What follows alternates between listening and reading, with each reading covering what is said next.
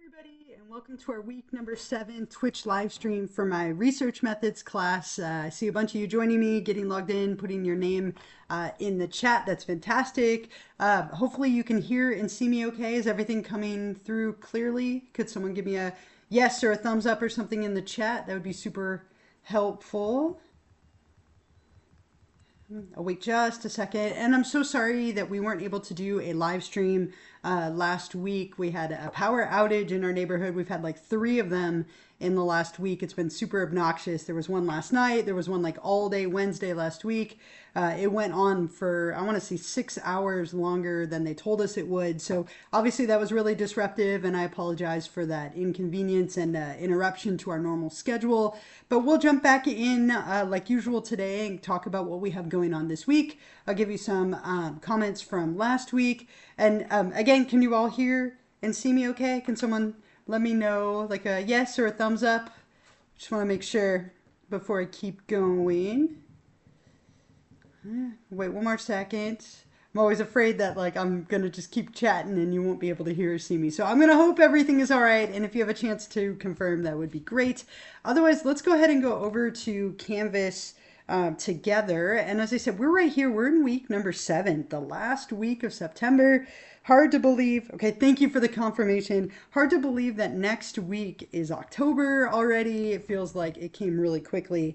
But I want to just make a few comments from last week, since we did have a discussion and then also a homework assignment. I just want to make sure that everyone is feeling good about those 2 things before we move forward. So if we go to the discussion from last week, what we're starting to get at is kind of looking at the differences between correlation and experiments, right? And so is it a correlational study or is it an experimental study? And that's a big distinction to be able to make. And so when you're looking at these with this first one, this was a correlational study. And because both directions, both variables move in the same direction, it was a positive correlation. And you definitely cannot determine cause because it was only correlational. For the second study on kombucha, this one was an experiment. And since it was an experiment, we were looking for the IV and DV. The independent variable was the kombucha or the placebo. It had 2 levels. And the dependent variable was the list of letters. And can you conclude better recall? Yes, there are definitely some limitations. But yes, because it's an experiment, to some degree at least, we can conclude that kombucha causes a little bit better recall. So that was the discussion for last week. A lot of you got that correct, which was fantastic. Again, remember with correlation, you can never determine cause. And with an experiment, what is the effect of the independent variable on the dependent variable? Most of you seem to have that, though a few of you were a little hung up on the idea of those 2 things and then how to break them down into their levels or how we are operationalizing it. So that was the discussion for last week.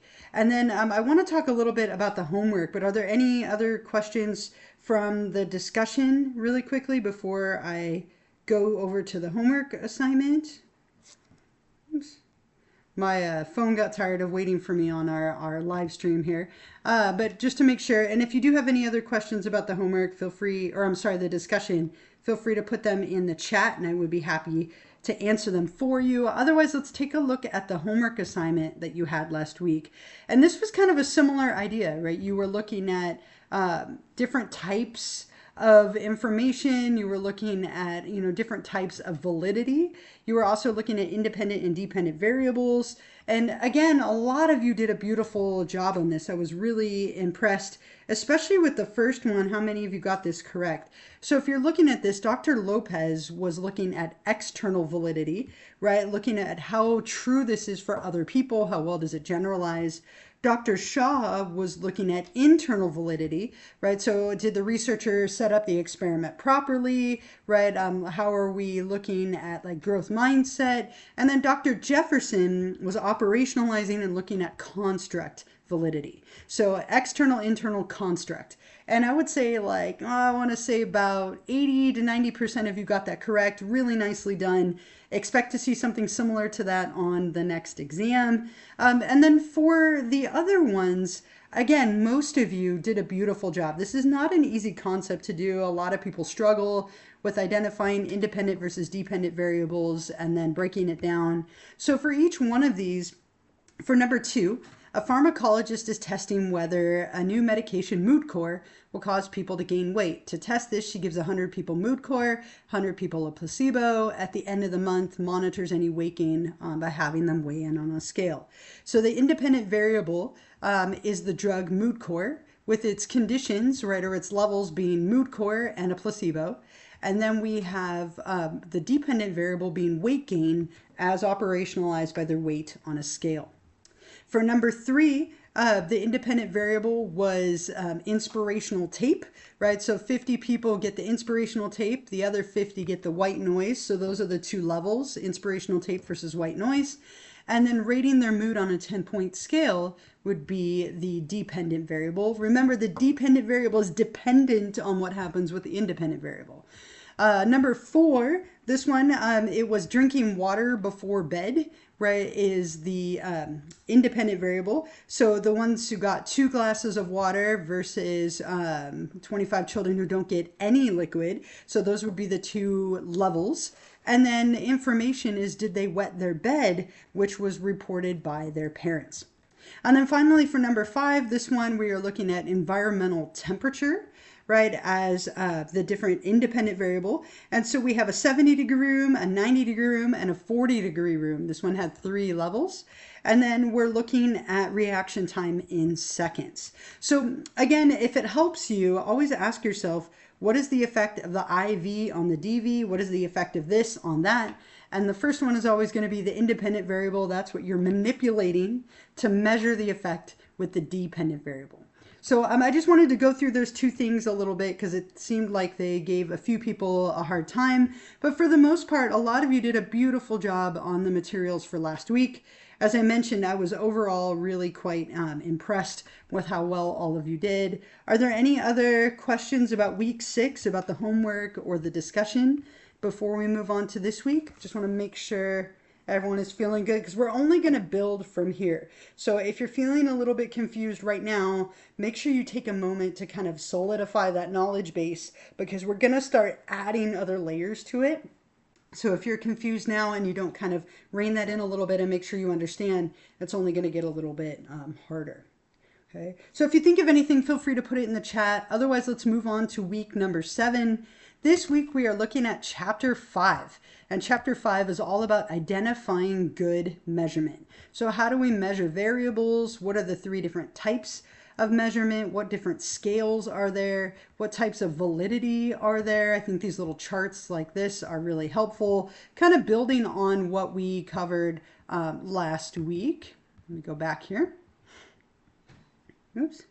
Okay, here is the lecture, and then here are the PowerPoint slides. So remember with every chapter to always do 3 things. Read the chapter in the book, read through the lecture, and then watch the lecture video. And if I give you any links to explore or videos to watch, make sure you really take advantage of those. That's going to be really helpful for you and kind of putting all of those pieces together.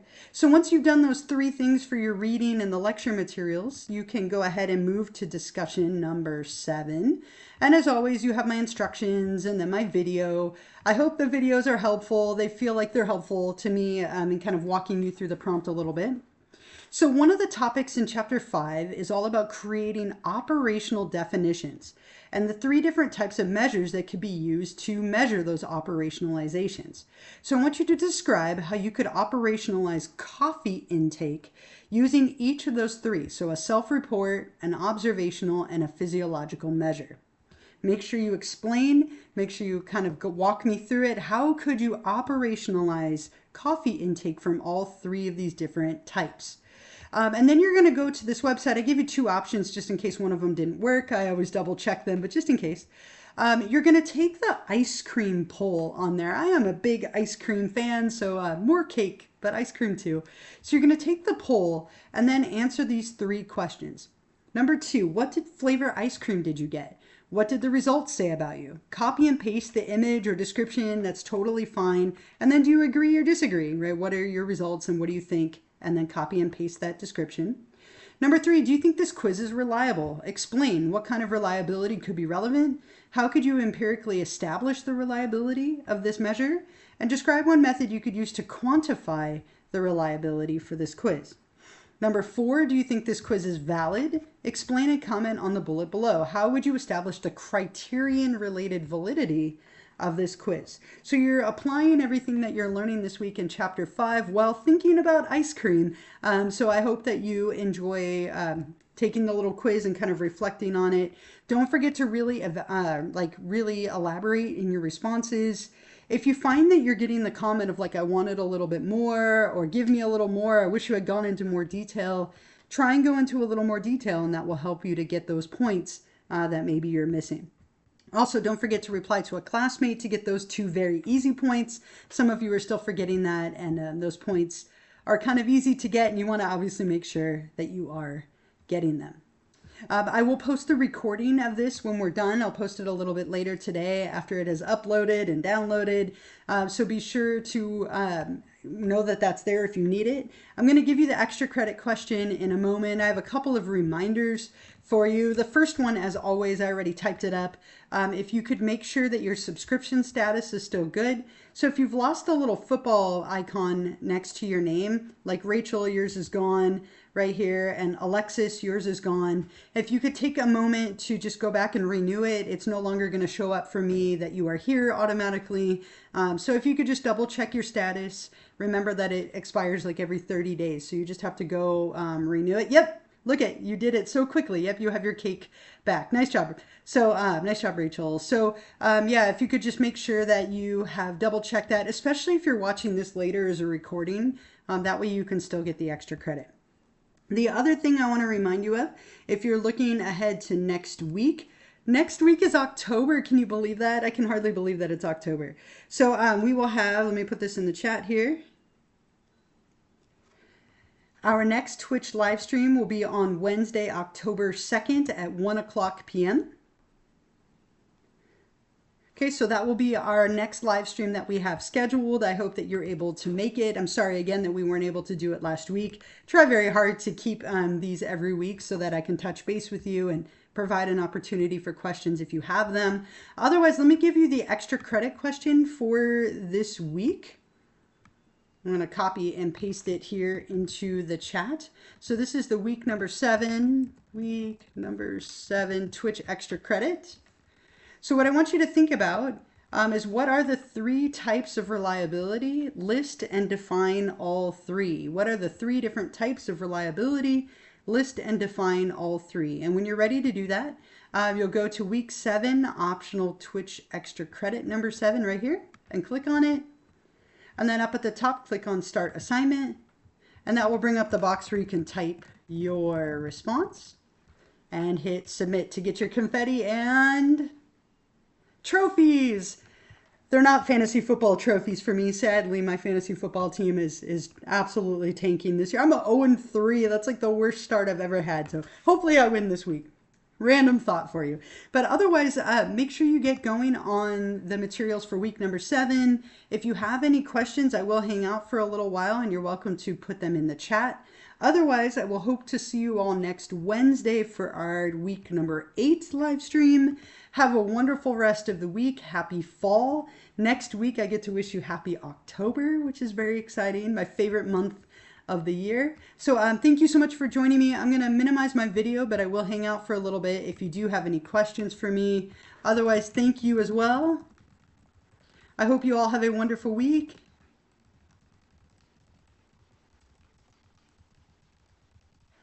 You too. Have a great one. Have a good day. Have a wonderful week, everyone. Thank you so much for joining me live. And I will hope to see you all next week.